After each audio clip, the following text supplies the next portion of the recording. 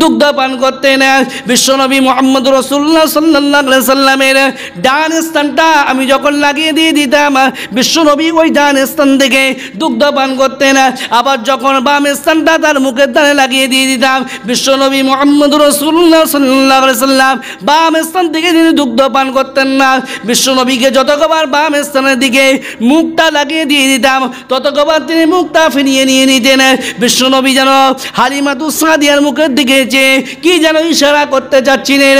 বিশ্বনবী মুহাম্মদ রাসূলুল্লাহ সাল্লাল্লাহু আলাইহি সাল্লামের বয়স যখন 50-এর অধিক হয়ে গেল, বিশ্বনবী মুহাম্মদ রাসূলুল্লাহ সাল্লাল্লাহু আলাইহি সাল্লাম একদিন মদিনার মসজিদে বসে রয়েছেন। হযরত হালিমাতুস সাদিয়া রাদিয়াল্লাহু তাআলা আনহার বয়স তখন অনেক হয়ে গিয়েছে। বৃদ্ধ মহিলা লাঠি ধরে ধরে ধরে বিশ্বনবী পাকের দরবারে আসছেন। বিশ্বনবী আমার যখন দূর থেকে দেখতে পেলেন একজন বৃদ্ধা মহিলা আসছে, বিশ্বনবী আমার চিনতে পেরে নিজের দুধ মাতার জন্য উঠে দাঁড়িয়েছিলেন। সাহাবা কেরামগণ অবাক হয়ে গেলেন, বিশ্বনবী একজন বৃদ্ধ মহিলার জন্য তিনি দাঁড়িয়েছেন। কে এই বৃদ্ধা মহিলা? বিশ্বনবী মুহাম্মদ রাসূলুল্লাহ সাল্লাল্লাহু আলাইহি সাল্লাম নিজের বসার জায়গাটা পর্যন্ত ছেড়ে দিয়েছিলেন।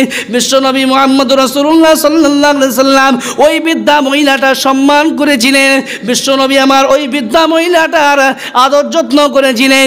ওই বৃদ্ধা মহিলাটা যখন চলে গেলেন, সাহাবা কেরামগণ জিজ্ঞাসা করলেন, ইয়া রাসূলুল্লাহ, ইয়া হাবিবাল্লাহ, হুজুর এই বৃদ্ধা মহিলাটাকে যাকে আপনি এত সম্মান প্রদর্শন করলেন, যার জন্য আপনি উঠে দাঁড়িয়েছিলেন? বিশ্বনবী আমার বললেন, ও সাহাবা কেরামগণ শুনে রেখে দাও, উনি অন্য কেউ নন, উনি আমার দুধমা হালিমাতুস সাদিয়া।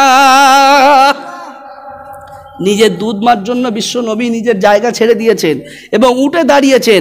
আর মুসলমান ঘরে জন্মগ্রহণ করে 20 বছর 25 বছর পরে বিয়ে হয়েছে, বউয়ের কথা শুনে মায়ের সঙ্গে আলাপ করে না, ঠিক না বেটি?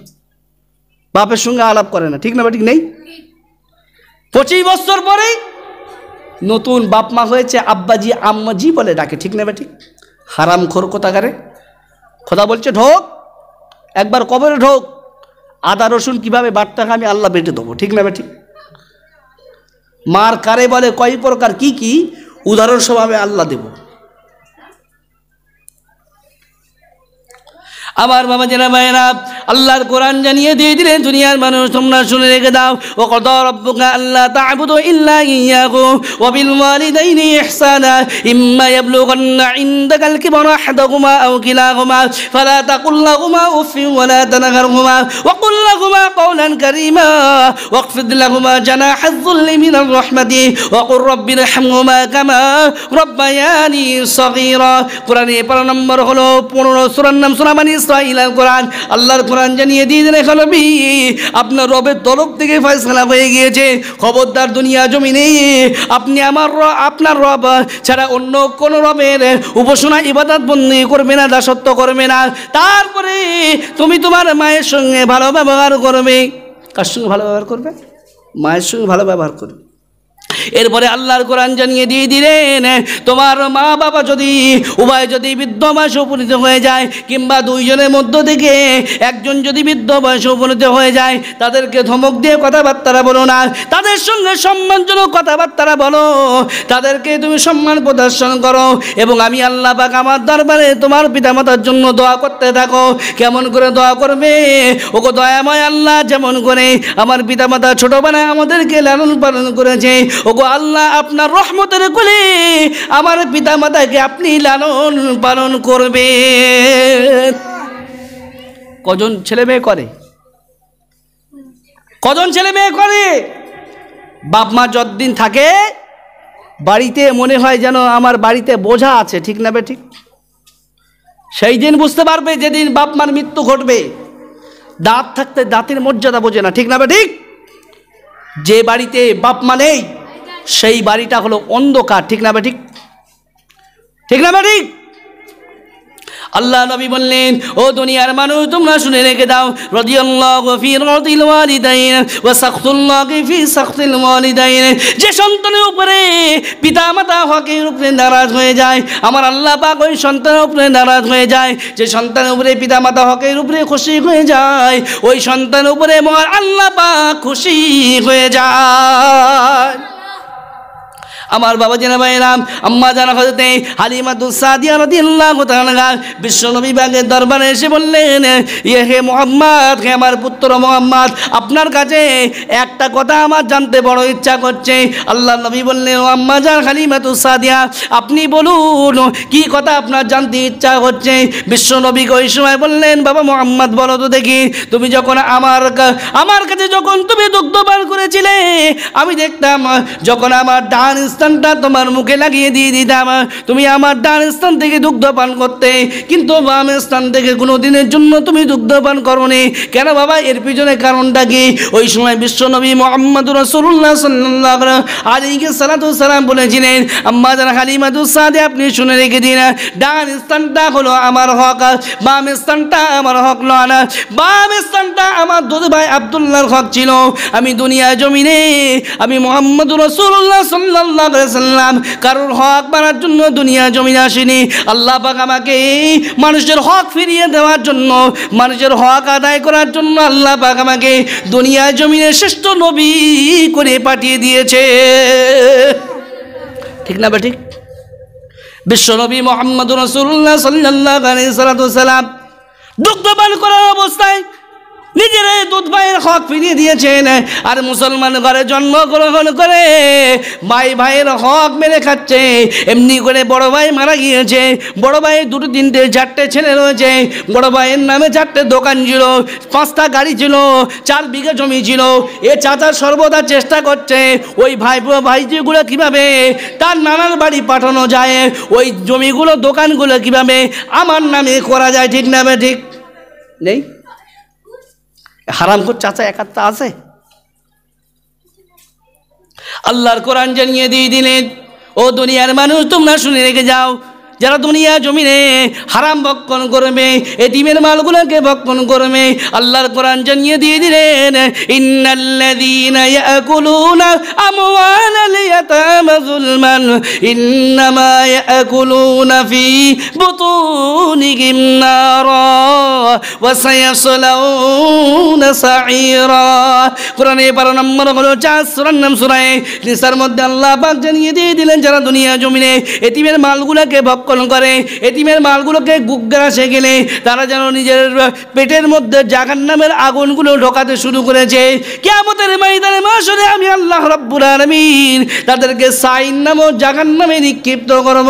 যারা সাইন নামক জাহান্নামে নিক্ষিপ্ত হবে তাদের কি আযাব দেওয়া হবে শুনে রেখে দিন। আল্লাহর কোরআন জানিয়ে দিয়ে দিলেন, ও দুনিয়ার মানুষ তোমরা শুনে রেখে দাও, আমি আল্লাহ পাক তোমাদেরকে জানিয়ে দিয়ে দিলাম, যারা জাহান্নামবাসী হবে তাদেরকে কি খাদ্য দেওয়া হবে শুনে রেখে দিন। আল্লাহর কোরআন বলছে, ইন্না শাজারাতাস যাক্কুম তুআমুল আসিম কালমুগলি ইয়াগলি ফিল বুতুন কাগলিল হামিম। কোরআনে 12 নম্বর হলো 25 সূরার নাম সূরা দুখানের মধ্যে আল্লাহ পাক জানিয়ে দিয়ে দিলেন, যারা জাহান্নামবাসী হবে তাদেরকে জাহান্নামীদের পূজার রক্ত, তারা যখন আল্লাহর কাছে বলবে, ওগো আল্লাহ আমাদের পিপাসা পেয়েছে, আল্লাহ পিপাসা নিবারণ করার জন্য আল্লাহ অন্তত পক্ষে একটু করে পানির ব্যবস্থা আল্লাহ আপনি করে দিন। ওই সময় আমার আল্লাহ রাব্বুল আলামিন জাহান্নামীদের পূজার রক্ত একটা পেয়ালায় করে জাহান্নামবাসীদেরকে বলবেন, ও জাহান্নামবাসীগণ তোমরা এই পূজার রক্ত পান করে তোমাদের তৃষ্ণাটা তোমরা নিবারণ করো। আমার বাবা জিরা ভাইরা, তাদেরকে খাদ্য হিসেবে কাঁটা জাতীয় গুল্ম তাদেরকে দেওয়া হবে। ওই কাঁটা জাতীয় গাছ তারা খাওয়ার সঙ্গে সঙ্গে কণ্ঠ বেঁধে যাবে। কোথায় বেঁধে যাবে? কণ্ঠ দেশে বেঁধে যাবে, এই কণ্ঠনালীতে বেঁধে যাবে। আমার আল্লাহ রাব্বুল আলামিন তাদেরকে জাহান্নামে এইভাবে তাদেরকে কষ্ট দিয়ে দেবে। আমার বাবা যারা ভাইরা শুনে রেখে দিন, যারা দুনিয়া জমিনে এতিমের মালগুলো ভক্ষণ করে না, যারা দুনিয়া জমিনে রাস্তা বাঁধার টাকাগুলো ভক্ষণ করে না, যারা দুনিয়া জমিনে পঞ্চায়েত চালানোর টাকাগুলো ভক্ষণ করে না, যারা দুনিয়া জমিনে বিদ্যুতের পোস্টের টাকাগুলো হাতিয়ে খেয়ে নেয় না, যারা দুনিয়া জমিনে এমনি করে স্বাস্থ্যসাথীর টাকাগুলো ভক্ষণ করে না, তাদের সম্পর্কে কোরআন জানিয়ে দিয়ে দিলেন, ইন্নাল্লাযীনা আমানু ওয়া আমিলুস সালিহাতি কানাত লাহুম জান্নাতুল ফিরদাউসি নুজুলা। কোরআনে 12 নম্বর হলো 16 সূরার নাম সূরা কাফের মধ্যে আল্লাহ পাক জানিয়ে দিয়ে দিলেন যারা দুনিয়া জমিনে ঈমান এনেছে এবং সৎ কর্মগুলো করেছে আমি আল্লাহ রাব্বুল আলামিন আমার দয়ার জান্নাত জান্নাতুল ফিরদাউস তাদের জন্য লিপিবদ্ধ করে দিয়ে দিলাম। আমার বাবা জেনা ভাইরা বিশ্বনবী মুহাম্মদুর রাসূলুল্লাহ সাল্লাল্লাহু আলাইহি সাল্লাম তিনি দুগ্ধপান করা অবস্থায় নিজের দুধ ভাইয়ের হক ফিরিয়ে দিয়েছিলেন, ঠিক না বেঠিক? আর মুসলমান ঘরে জন্মগ্রহণ করে ভাই ভাইয়ের হক মেরে খাচ্ছে, এমনি করে ভাইপোর হক মেরে খাচ্ছে, এমনি করে বোনের হক মেরে খাচ্ছে, ঠিক না বেঠিক? এই যে বোনের বিয়ে হয়ে যায় তার কাছে সবচেয়ে বড় বোঝা হয় ওই বোনের জিনিসপত্রগুলো দিয়ে বিদায় করতে পারলে বাঁচি, ঠিক না বেঠিক? বাপ রেখে গিয়েছিল 10 বিঘা জমি, 10 বিঘা যদি জমি রেখে দিয়ে দেয়, আপনি দুনিয়ার জমিনে আপনার বাপের সন্তান আর আপনার বোন সেও বাপের সন্তানই, ঠিক না বেঠিক? সন্তানই, ঠিক না বেঠিক? সেও পাবে, আপনি যদি 1 টাকা পান আপনার বোন 8 আনা পাবে, ঠিক না বেঠিক? দুনিয়া জমিনে যদি বোনের অংশ যদি ফাঁকি দেয় না, দুনিয়া জমিনে যদি ভাইয়ের অংশ যদি ফাঁকি দেয় না, আপনি যতই ইবাদত করেন না কেন ওই ইবাদত কোশ্চিনকালে আল্লাহর দরবারে কবুল হবে না, ঠিক না বেঠিক? যারা দুনিয়া জমিনে মানুষের হক মেরে খাবে, দুনিয়া জমিনে যারা এতিম ভাই বোনদের হক মেরে খাবে, ভাইজিদের হক মেরে খাবে, যারা দুনিয়া জমিনে ভাইয়ের হক মেরে খাবে, যারা দুনিয়া জমিনে বোনের হক মেরে খাবে, তাদের দুনিয়ার জমিনে বড় 2টা ক্ষতি হবে। 1 নম্বর হলো জীবনে যত কাজ করুক না কেন, জীবনে যত তাহাজ্জুদের নামাজ পড়ুক না কেন, জীবনে যত তাসবিহ তাহলিল ইবাদত বন্দেগী করুক না কেন, ওই ইবাদত বন্দেগী আল্লাহর দরবারে কোশ্চিনকালে কবুল হবে না, ঠিক না বেঠিক? 2 নম্বর গেল যখন আমার আপনার মৃত্যু হবে, মৃত্যুর সময় কলেমা নসিব হবে না, বেঈমান অবস্থায় মৃত্যুবরণ করবে। যারা বেঈমান অবস্থায় মৃত্যুবরণ করবে তারা কোন জায়গায় যাবে? জান্নাতে না জাহান্নামে? আরে বলবেন তো, জাহান্নামে যাবে না? আমার বাবা যারা বাইরাম দুনিয়ায় কত রকমের সুদখোর দেখেছেন বাবা, দুনিয়া জমিনে কত রকমের হক নষ্টকারী ব্যক্তিদেরকে আপনি দেখেছেন। এই সমস্ত ব্যক্তিরা মারা গেলে আল্লাহ রাব্বুল আলামিন তাদেরকে দোজখের মধ্যে নিক্ষিপ্ত করবেন, ঠিক না বেঠিক? খাবেন কত খাবেন, খান। মরলে মার কারে বলে, কয় প্রকার, কি কি উদাহরণ সহ দেবে। আপনি মরে যাবেন, ফেরেশতারা বলবে এই জানাজাটা পড়ে তাড়াতাড়ি কবরের মধ্যে দেরি হয়ে যাচ্ছে, ঠিক না বেঠিক? ঠোকার সঙ্গে সঙ্গে মার শুরু হয়ে যায়। আমার বাবা জেরা ভাইরা বিশ্বনবী মুহাম্মদুর রাসূলুল্লাহ সাল্লাল্লাহু আলাইহি সাল্লামকে আল্লাহ পাক দুনিয়া জমিনে পাঠিয়েছিলেন। বিশ্বনবীকে আল্লাহ পাক দুনিয়া জমিনে পাঠিয়েছিলেন উম্মতের আদর্শ শিক্ষা দেওয়ার জন্য। তাই নবী বললেন, দুনিয়ার মানুষ তোমরা শুনে রেখে দাও, ইন্নামা বুইসু লিউতাম্মিমা মাকারিমাল আখলাক। ও দুনিয়ার মানুষ তোমরা শুনে রেখে দাও, আমি মুহাম্মদুর রাসূলুল্লাহ, আমাকে আল্লাহ পাক দুনিয়া জমিনে পাঠিয়েছেন মানুষকে উত্তম চরিত্রকে পরিপূর্ণতা দান করার জন্য। আমার আল্লাহ পাক জানিয়ে দিয়ে দিলেন, ও দুনিয়ার মানুষ তোমরা শুনে রেখে দাও, আমার নবী মুহাম্মদুর রাসূলুল্লাহ সাল্লাল্লাহু আলাইহি সাল্লামকে আমি আল্লাহ পাক দুনিয়ার মানুষের জন্য পাঠিয়েছি। লাকাদ কানা লাকুম ফি রাসূলিল্লাহি উসওয়াতুন হাসানা। ও দুনিয়ার মানুষ তোমরা শুনে রেখে দাও, কোরআনে 12 নম্বর হলো 21 সূরার নাম সূরা আহজাবের মধ্যে আল্লাহ পাক জানিয়ে দিয়ে দিলেন, আমার নবী মুহাম্মদুর রাসূলুল্লাহ সাল্লাল্লাহু আলাইহি সাল্লামকে আমি আল্লাহ পাক পৃথিবীর মানুষের জন্য পাঠিয়েছি। আমি আল্লাহ রাব্বুল আলামিন উত্তম চরিত্রের মানব করে আমি আল্লাহ পাক আমার নবীকে পাঠিয়েছি তাদের জন্য, যারা আল্লাহর উপরে ঈমান আনে, যারা নবীর উপরে ঈমান এনেছে। আমি আল্লাহ রাব্বুল আলামিন আমার নবীকে তাদের জন্য উত্তম চরিত্রের মহামানব করে দুনিয়ার জমিনে আমি আল্লাহ পাক পাঠিয়ে দিয়ে দিলাম। আমার বাবাজিরা ভাইরা, যে নবীকে আল্লাহ পাক আমাদের জন্য পাঠানে সেই নবীর চরিত্র সম্পর্কে আমাদের জানার দরকার আছে না নেই বাপ? নেই। নবী যদি নবী নবী করে আমরা যদি চেল্লাই সারা জীবন, আর নবীর চরিত্র যদি খারাপ হয়, তাহলে বিধর্মী মানুষেরা আমাদের দিকে আঙুল তুলবে না? তুলবে না? তুলবে না? লাই কি নবী নবী করে চেল্লাস রে, তোদের নবীর চরিত্র জানিস? তোদের নবীর চরিত্র এত খারাপ, সেই নবী নবী করে তোরা সর্বদা চেল্লাস? বলবে না? বলবে না বাপ? বলতেই পারে তো নাকি? চলুন আমার বাবাজিরা ভাইরা, বিশ্ব নবী মুহাম্মদ রাসূলুল্লাহ সাল্লাল্লাহু আলাইহি সাল্লামের চরিত্র কেমন ছিল শুনে রেখে দিন। আমার বাবাজিরা ভাইরা, সর্বপ্রথম আপনাদেরকে বলে যায়, আম্মাদার আয়েশা সিদ্দিকা রাদিয়াল্লাহু তাআলা আনহার দরবারে কয়েকজন সাহাবী তারা আসলেন। আসার পরে বিশ্ব নবীকে বললেন, বিশ্ব নবী সম্পর্কে হযরত আম্মাদার আয়েশা সিদ্দিকা রাদিয়াল্লাহু তাআলা আনহাকে জিজ্ঞাসা করলেন, হে আমাদের আম্মা জান উম্মুল মুমিনিন আয়েশা রাদিয়াল্লাহু তাআলা আনহা, আপনি বলুন বিশ্ব নবী পাকের চরিত্র কেমন ছিল? ওই সময় আম্মাদার আয়েশা সিদ্দিকা রাদিয়াল্লাহু তাআলা বলেছিলেন, হে নবী পাকের সাহাবা কেরামগণ, তোমরা কি কোরআন শরীফ তেলাওয়াত করো না? ওই সময় সাহাবা কেরামগণ বললেন, হে আমাদের আম্মা জান, আমরা তো কোরআন শরীফ পাঠ করি, তেলাওয়াত করি, তা কোরআন শরীফের সঙ্গে কি সম্পর্ক আছে?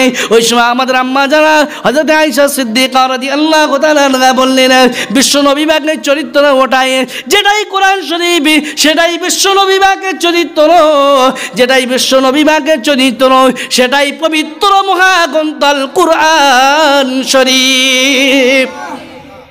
বিশ্ব নবী পাকের দুটো চরিত্র ছিল না বাবা, বিশ্ব নবী পাকের একটাই চরিত্র ছিল, যেটা ছিল ঘরের সেটা ছিল বাইরের, যেটা ছিল বাইরের সেটা ছিল ঘরের। বিশ্ব নবী পাকের একটা চরিত্র ছিল। আমার বাবা জেনা ভাইরা, বিশ্ব নবী সাল্লাল্লাহু আলাইহি সাল্লামকে আল্লাহ পাক উত্তম চরিত্রে মহামানব করে দুনিয়া জমিনে পাঠিয়েছিলেন। আমি আপনি ভালো মানুষ কি খারাপ মানুষ, আমার চরিত্রে 1 নম্বর সার্টিফিকেট কে দেবে? বাপ। আর বলবেন তো কে দেবে? আমার বাপ দেবে, আমার মা, আমার বোন, আমার ভাই, আমার শ্বশুর, আমার শাশুড়ি, কে দেবে? বাপ। আমি যে একজন ভালো মানুষ, আমার 1 নম্বর সার্টিফিকেট কে দেবে?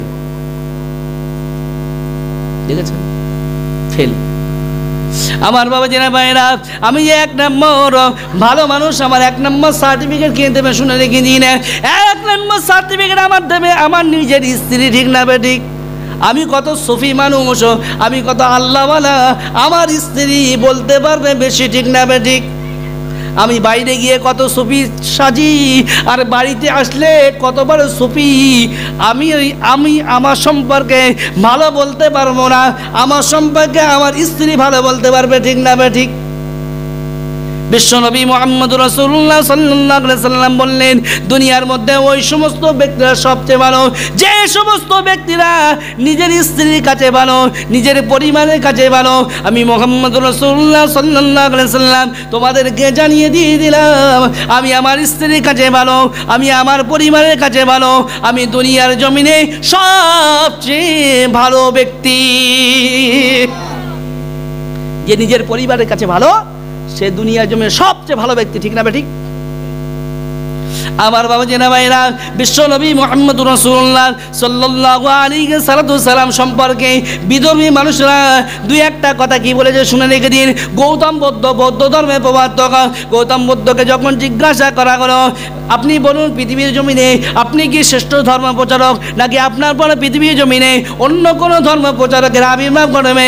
ওই সময় গৌতম বুদ্ধ বলেছিলেন, ওরে আমার শিষ্যরা তোমরা শুনে রেখে দাও, আমি পৃথিবীর জমিনে শ্রেষ্ঠ ধর্ম প্রচারক নই, আমার পরে পৃথিবীর জমিনে একজন ধর্ম প্রচারকের আবির্ভাব ঘটবে, যে মানুষটার নামের প্রথম অক্ষর হবে ম, শেষ অক্ষর হবে দ। মুহাম্মদ রাসূলুল্লাহ সাল্লাল্লাহু আলাইহি সাল্লাম যার নাম হবে, আরবের মক্কা নগরে তিহামা নামক জায়গায় কুরাইশ বংশে যার জন্ম হবে, ওই মুহাম্মদ রাসূলুল্লাহ সাল্লাল্লাহু আলাইহি সাল্লামের চরিত্রটা কেমন হবে একটিবারের জন্য তোমরা শুনে রেখে দাও।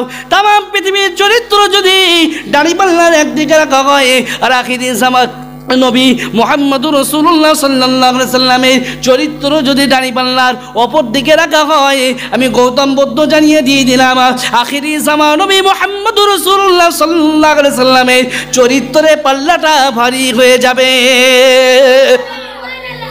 কে বলেছেন? তিনি মুসলমান?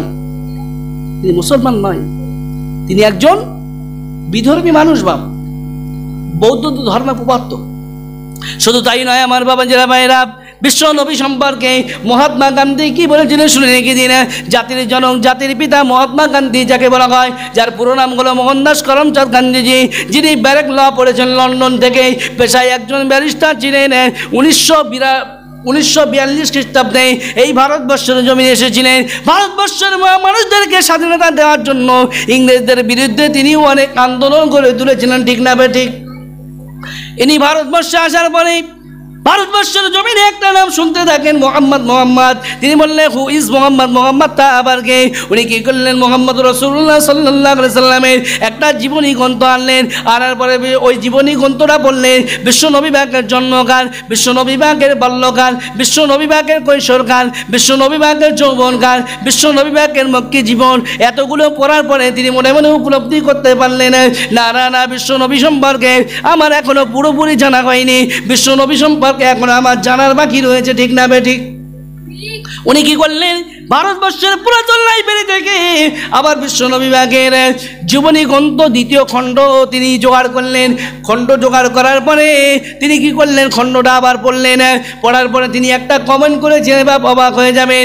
মহাত্মা গান্ধী বলেছিলেন, I have studied lot of biography in his my life, but the biography of last Messenger prophet Muhammad Mustafa সাল্লাল্লাহু আলাইহি সাল্লাম what unique and unparalleled and fantastic biography in ever reader. আমি মহাত্মা গান্ধী তোমাদেরকে জানিয়ে দিয়ে দিলাম, পৃথিবীর জমিনে বহু মানুষের ধর্মগ্রন্থ পড়েছি, বহু মানুষের জীবনী গ্রন্থ পড়েছি, বহু মানুষের জীবনে পড়েছি। আমার চোখে সর্বশ্রেষ্ঠ জীবনী হলো, আমার চোখে সর্বশ্রেষ্ঠ মহামানব হলো আখিরি জামান নবী মুহাম্মদুর রাসূলুল্লাহ। জোরে বলুন সুবহানাল্লাহ। কি বলেছেন? মহাত্মা গান্ধী বলেছেন। বাবা, আমার বাবাজিরা ভাইরা, মহাত্মা গান্ধী ওই সময় বলেছিলেন, ওরা দুনিয়ার মানুষ তোমরা শুনে রেখে দাও, আমি মহাত্মা গান্ধী জানিয়ে দিয়ে দিলাম, তার জীবনীর সঙ্গে পৃথিবীর কোনো মানুষের জীবনীর তুলনা হয় না। তার জীবনীটা হলো একটা অসাধারণ জীবনী। মুসলমানরা কমেন্ট করেছে, মুসলমানরা নয়।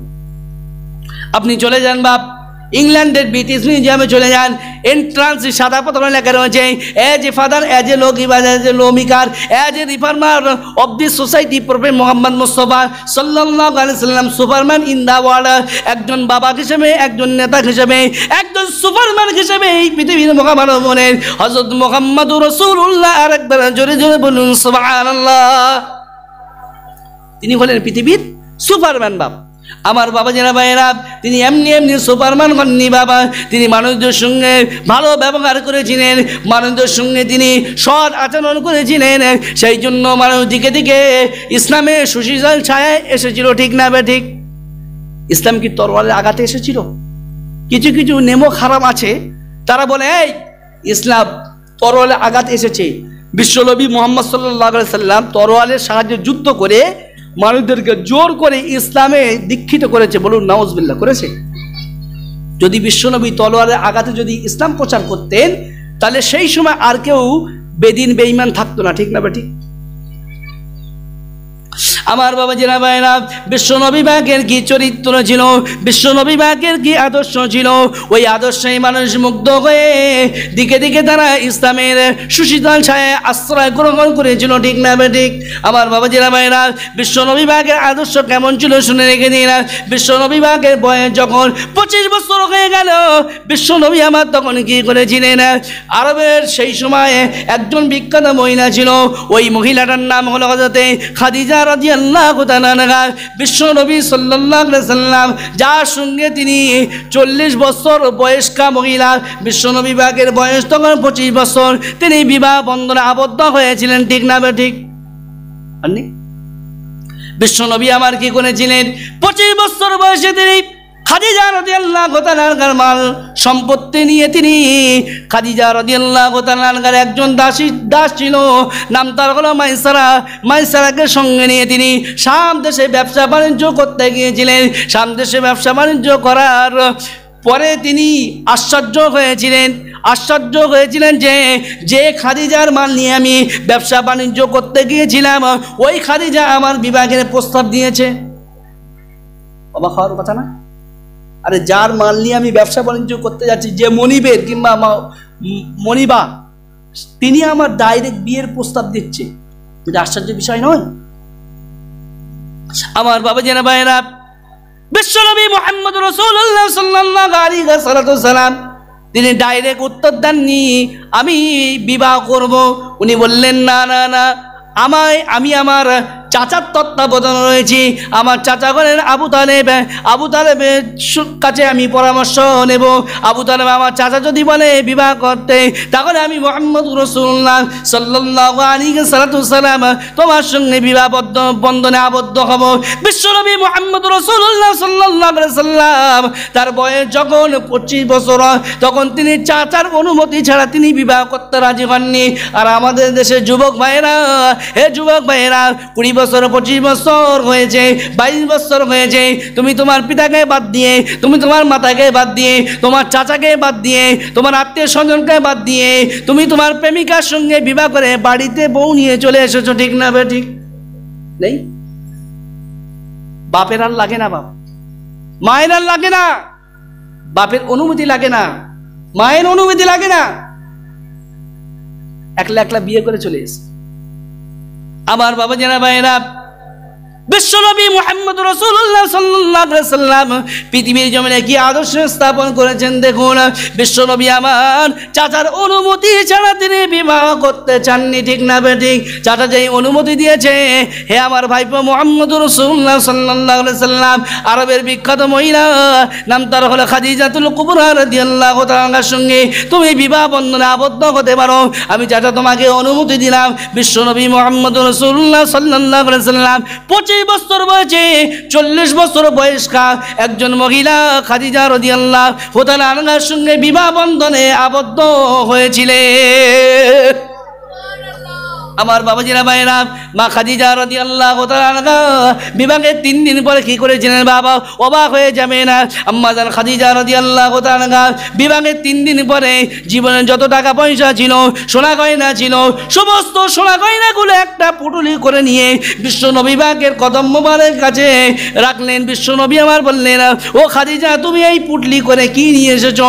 ওই সময় বিশ্বনবীকে বললেন, ইয়া রাসূলুল্লাহ ইয়া হাবিবাল্লাহ হুজুরা, আমার জীবনে যত অর্থ সম্পদ ছিল, টাকা পয়সা ছিল, সোনা দানা ছিল, ইয়া রাসূলুল্লাহ ইয়া হাবিবাল্লাহ হুজুর, আমি খাদিজা ইসলামের জন্য আপনার কদমের তলায় দান করে দিয়ে দিলাম। আমার বাবাজিরা ভাইরা, বিশ্বনবী আমার বললেন, ও খাদিজা তোমার জন্য কোনো টাকা পয়সা রাখলে না, সব ইসলামের জন্য দান করে দিয়ে দিলে। ওই সময় খাদিজা রাদিয়াল্লাহু তাআলা আনহা বললেন, ইয়া রাসূলুল্লাহ ইয়া হাবিবাল্লাহ হুজুর, আমি খাদিজা আমার কোনো জিনিসের প্রয়োজন নেই, আমি খাদিজা আমার জন্য উপরের আল্লাহ নিচে আমার স্বামী মুহাম্মদুর রাসূলুল্লাহ যথেষ্ট, ঠিক না ঠিক? আর আমাদের ঘরের স্ত্রীগুলো, স্বামী টাকা হয়েছে দুটো, স্বামী 10 লক্ষ টাকার মালিক, এদিকে প্রত্যেক দিন স্বামীর পকেট মেরে বাপের বাড়িতে নিয়ে যাচ্ছে বাপ ভাইকে বড় লোক করার জন্য, ঠিক না ঠিক নেই? এই সব মহিলা না, তাহলে আমার বাড়ি যেতে দেবে না। আমার বাবা যারা ভাইরা, আম্মা জান হযরত খাদিজা রাদিয়াল্লাহু তাআলা আনহা কি করতেন? বিশ্বনবী সাল্লাল্লাহু আলাইহি সাল্লাম যখন দিনে রাতের বেলা মক্কার কুফারে কুরাইশদের কাছে যখন তিনি ইসলামের দাওয়াত পৌঁছে দিতেন, বিশ্বনবী পাকের জন্য উনি কি করতেন? রাতের বেলা 4টে কন্যা, বড় মেয়েটার নাম হলো যায়েনব, উম্মে কুলসুম, রুকাইয়া আর ফাতেমা, 4টে মেয়েকে খাইয়ে দাইয়ে বিশ্বনবী পাকের জন্য দরজাটা বন্ধ করে দিয়ে দরজার ধারে দাঁড়িয়ে দাঁড়িয়ে সারাটা রাত বিশ্বনবী পাকের জন্য অতিবাহিত করে দিয়ে দিতেন। আর আমাদের ঘরে আপনি প্রত্যেক দিন রাত 10টার সময় বাড়িতে ফেরেন, কোনো দিন 11টা বেজে গিয়েছে, আপনার স্ত্রী আপনাকে কৈফিয়ত তলব করবে, কোথায় ছিলে, কোন জায়গায় কি করছিলে, 1 ঘন্টা লেট হয়েছে কেন? যেন ওর স্ত্রীর কাছে যেন ও চাকরির ইন্টারভিউ দিতে গিয়েছে, ঠিক না ঠিক? ও জমা খরচ দিতে দিতে ফজর হয়ে যাবে। সবই কখন বাপ? আমার বাবা জানা ভাইয়েরা, এই অনেক স্বামী আছে দেখবেন বাড়িতে স্ত্রী থাকতে, বাড়িতে নিজের স্ত্রী থাকতে, বৈধ স্ত্রী থাকতে এমনি করে পাশের বাড়ির ভাবির সঙ্গে অ্যাফেয়ার করে বসে রয়েছে, তার সঙ্গে রাত্রে বেলা সময় কাটায়, ঠিক না ঠিক? ওই সমস্ত স্বামীদের জন্য ঠিক আছে, ঠিক না ঠিক? ঠিক নেই, ও খোঁজ না নিয়ে তো সারা রাত কাটিয়ে দেবে বাইরে, ঠিক না ঠিক? আবার অনেক ভাবি রয়েছে নিজের স্বামী থাকতে দেওয়ারের সঙ্গে গন্ডগোল করে বসে রয়েছে, ঠিক না ঠিক? বিশ্ব নবী পাকের দরবারে কয়েকজন মহিলা সাহাবিয়া এসে বললেন, ইয়া রাসূলুল্লাহ, ইয়া হাবিবাল্লাহ, হুজুর,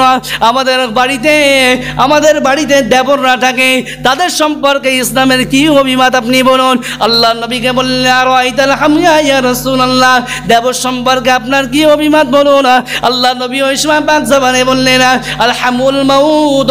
ও মহিলা সাহাবিয়াগণ, তোমরা শুনে রেখে দাও, আমি মুহাম্মদুর রাসূলুল্লাহ সাল্লাল্লাহু আলাইহি ওয়াসাল্লাম তোমাদেরকে জানিয়ে দিয়ে দিলাম, দেবর থেকে তোমরা দূরে রাখবে, যেমন তোমরা মৃত্যু থেকে দূরে থাকার চেষ্টা করো। দেবর তোমাদের কাছে মৃত্যু সমতুল্য। আজকে আছে বাপ, কে দেবর আর কে ভাসুর, ও বাদ বিচার আজকে বাড়ির মধ্যে নেই, ঠিক না বে ঠিক? ভাসুর যাচ্ছে, বৌমার মাথায় কাপড় নেই, ঠিক না বে ঠিক? বৌমার কোনো পর্দা নেই, পর্দার জর্দা হয়ে গিয়েছে, ঠিক না বে ঠিক?